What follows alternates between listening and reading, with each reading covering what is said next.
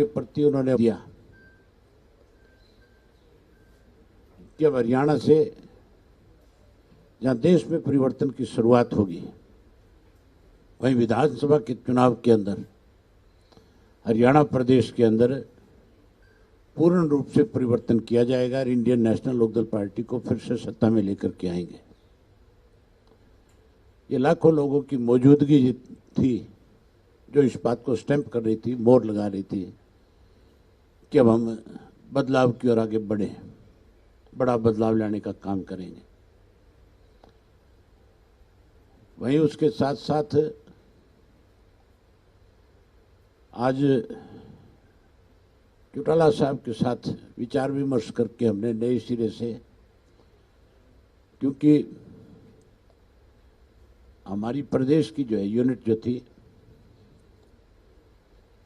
वो काफ़ी दिन से डिजोल्व की हुई थी, आज नए सिरे से फिर हम अपने प्रदेश की यूनिट को अलग अलग साथियों को अलग अलग जिम्मेवारी लगे, वो अलग अलग पदों पे बैठ करके पार्टी के संगठन को मजबूत करे।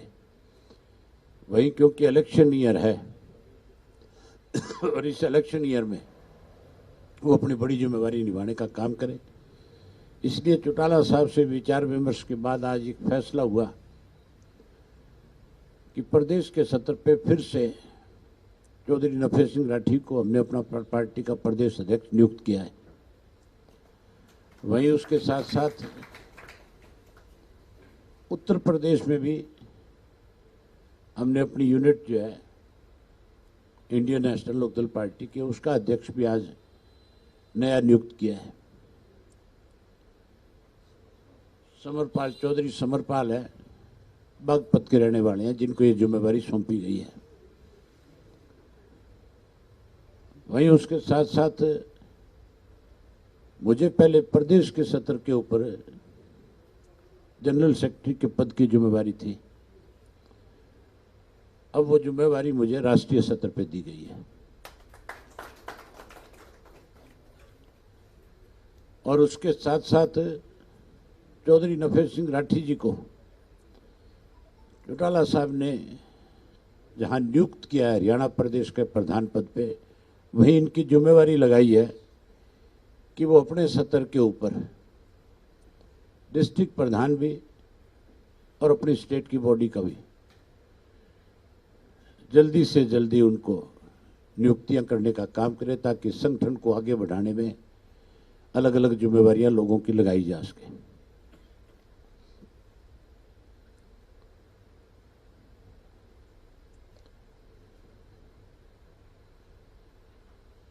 वहीं आज एक नई चीज सरकार के सामने आई है।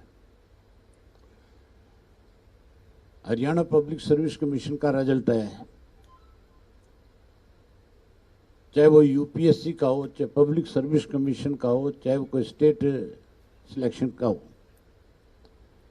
हमेशा एक पोस्ट के अगेंस्ट 3 लोगों को इंटरव्यू के लिए बुलाया जाता है। और बड़ी हैरानी की बात है, अब की बार 100 पोस्ट थी पब्लिक सर्विस कमीशन की, उन 100 के अगेंस्ट बुलाना तो चाहिए था 300 लोगों को। पब्लिक सर्विस कमीशन ने अपनी मर्जी से फैसला ले लिया कि जिसके 45% से कम नंबर होंगे हम उसको पास ही नहीं मानेंगे, और 45% की पाबंदी लगा करके 61 लोगों को पास किया गया है। 100 को नियुक्त करना था, 61 को पास किया है। इसका मतलब सीधा है इनका कि अभी उनके साथ बार्गेनिंग करेंगे इंटरव्यू के दौरान, और बार्गेनिंग करके एक एक पोस्ट को करोड़ों करोड़ों रुपए में बेचने का काम करेंगे। पहली बात तो ये जो इनका फैसला ये गलत था कि 45% की इन्होंने रोक लगाई। पास तो 35% वाला होता है, अगर किसी के ज्यादा नंबर आएंगे तो ऊपर चला जाएगा, अगर किसी के कम रहेंगे तो वो नीचे की पोस्टों पे जो अलाइड पोस्ट है उन पे आ जाएगा। लेकिन ये मनमर्जी जो है पहली बार देखी है कि अपनी मर्जी से फैसला लेकर के बच्चों के भविष्यों के साथ खिलवाड़ कर रहे हैं। दूसरी उसमें देखने वाली बात यह है कि एक भी शेड्यूल कास्ट को उसमें जगह नहीं मिली है। मतलब किस तरह से इन्होंने रिजल्ट तैयार किया है।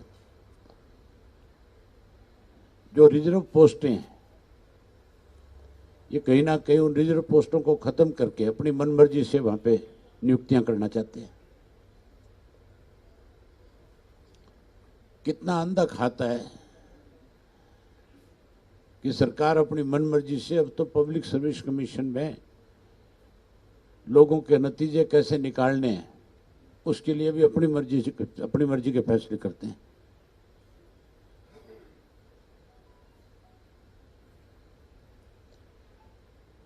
वहीं उसके साथ साथ आज प्रदेश के अंदर लोगों के सामने जो सबसे बड़ी समस्या है मुआवजा राशि को लेकर के है। जो पीछे बारिश हुई थी, अब गुलाबी सुंडी को जो मार पड़ी है, खास करके सरसा जिला, हिसार जिला, फतेहाबाद जिला जहाँ नरमे और कपास की खेती है, जींद जिला, वहाँ एक गुलाबी सुंडी का बहुत बड़ा प्रकोप है।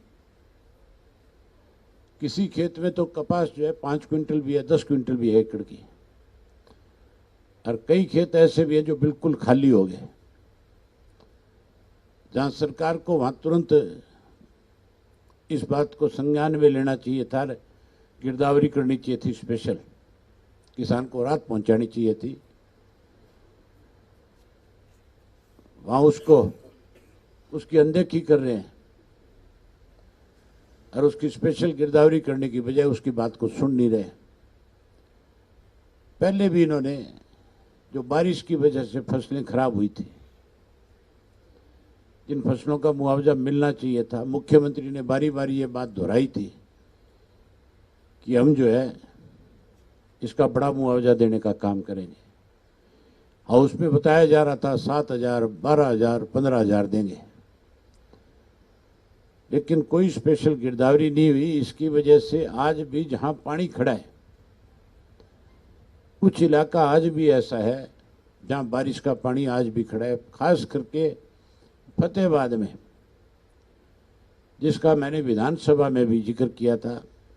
आज भी हजारों एकड़ फसल जो है वहां पानी में डूबी हुई है, पानी खड़ा है, जिसमें आगे गेहूं की फसल की बिजाई भी होना संभव नहीं है। सरकार को तुरंत वो पानी भी निकालना चाहिए और उनकी मुआवजा देकर के मदद भी करनी चाहिए।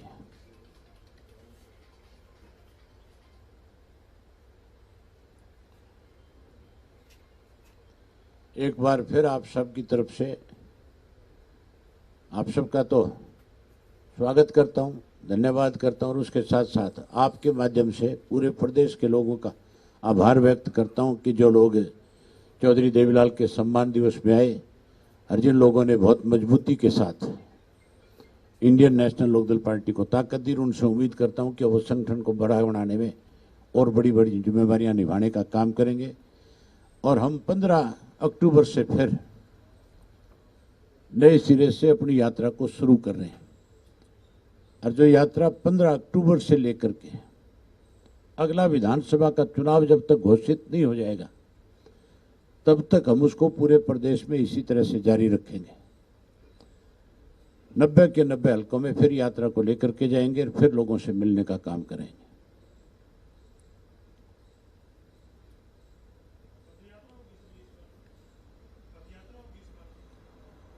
नहीं, गांव ज्यादा है। इस बार हमने गाड़ियों से रथ यात्रा का कार्यक्रम बढ़ाया है। एक एक दिन में 15 से 20 गांव में जाऊंगा। पहले तो एवरेज 7-8 गांव थी, लेकिन अब जो यात्रा शुरू करेंगे उसमें रोजाना एवरेज 15 से 20 गांव हम कवर करेंगे। उसमें रास्ते में जो शहर आएगा वो भी कवर करेंगे, जो कोई कस्बे आएंगे वो भी कवर किए जाएंगे। अभी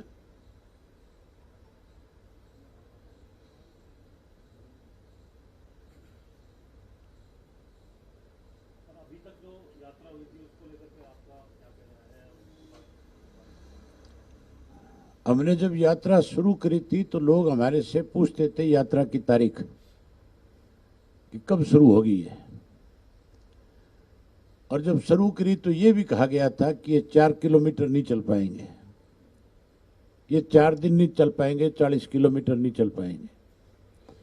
हमने अपनी यात्रा पूरी करी, 4000 किलोमीटर का सफर तय किया, 2000 के करीब शहर गांव और कस्बों में जाकर के आए। लाखों लोगों से मैं पर्सनली मिला, उनकी क्या क्या दिक्कत और कठिनाइयां हैं, हर गांव की, शहर की, कस्बे की जानकारी ली, और उसके साथ साथ उस यात्रा का आपने प्रभाव देखा, असर देखा कि चौधरी देवीलाल जी के सम्मान दिवस के ऊपर लाखों लोगों ने, क्योंकि उस यात्रा के दौरान हम जिन लोगों से मिले उन लोगों ने हमारे ऊपर विश्वास व्यक्त किया, उसी का नतीजा था कि चौधरी देवीलाल के सम्मान दिवस के ऊपर लाखों की संख्या में लोग आए थे।